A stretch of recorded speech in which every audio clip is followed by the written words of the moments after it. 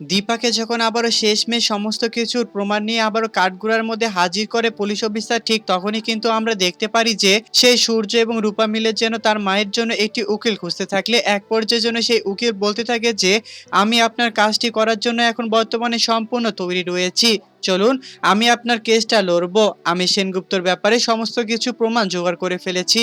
তখন যেন সেই সূর্য আবারও সেই উকিলকে বলতে থাকে যে আচ্ছা, আমি তো আপনাকে আপনার ফিসটুকুও দেইনি, তাহলে আপনি আমার কাজটুকু কিভাবে করার জন্য রাজি হয়ে গেলেন? তখন যেন হঠাৎ করে সেখানে সে উকিল বলতে থাকে যে আমি তো অনেক আগেই সেই টাকাটা পেয়ে গিয়েছি, আমি আমার পারিশ্রমিক পেয়ে গিয়েছি। তখন হঠাৎ করে যেন রূপার দিকে চেয়ে থাকে সবাই, বলতে থাকে রূপা যে হ্যাঁ বাবা, আমি উকিলকে সমস্ত টাকা বুঝিয়ে দিয়েছি। তখন যেন দীপা রূপাকে বলতে থাকে যে তুই এতগুলো টাকা কোথা থেকে পেলি বল।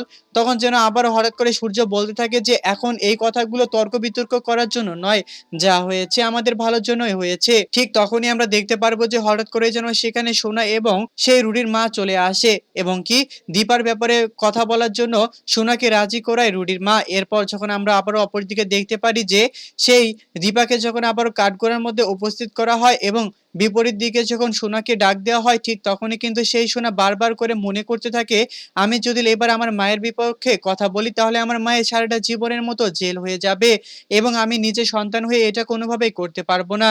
এক পর্যায়ে যেন পাশ থেকে অনেকটা কথা বলা শুরু করে দেয় রুডির মা এবং এই কথা শোনা মাত্রই যেন হঠাৎ করে বেশ অনেকটা মাথায় রাগ উঠে যায় সোনার। তারপর যেন সেই সোনা আবারও তার মা দীপার ব্যাপারে অনেকগুলো বাজে কথা শুরু করে দেয় সেই কোর্টের সামনে। অনেকটা বছরের জেল হয়ে যায় দীপার। হ্যাঁ বন্ধুরা, অনুরাগের ছোঁয়া ধারাবাহিক নাটকের আগামী পর্বগুলোতে আমরা ঠিক এমনটাই দেখতে পারবো। আর আপনারা যদি আমাদের চ্যানেলে নতুন হয়ে থাকেন তাহলে চ্যানেলটিকে অবশ্যই একটি সাবস্ক্রাইব করে দিবেন। আর আজকের এই এপিসোডটি আপনাদের কাছে কেমন লেগেছে তা অবশ্যই আমাদেরকে কমেন্ট করে জানাবেন। এবং কি আমাদের চ্যানেলে নতুন হয়ে থাকলে আমাদের চ্যানেলের প্রোফাইলে একটি চ্যানেলের লিংক দেওয়া রয়েছে, প্লিজ এটাকে সাবস্ক্রাইব করবেন এবং আমাদের সাথেই থাকবেন। ধন্যবাদ।